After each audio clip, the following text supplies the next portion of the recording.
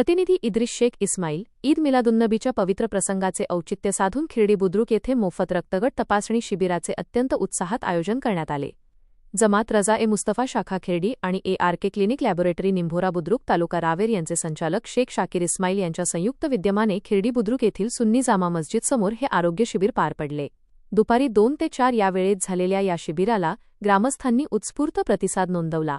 या शिबिरात उपस्थितांसाठी मोफत रक्तगट तपासणीसोबतच थायरॉईड फंक्शन टेस्ट अत्यंत सवलतीच्या व माफक दरात उपलब्ध करून देण्यात आली होती. या सामाजिक उपक्रमाचा खिरडी बुद्रुक व परिसरातील एकूण 153 नागरिकांनी व तरुणांनी प्रत्यक्ष लाभ घेतला.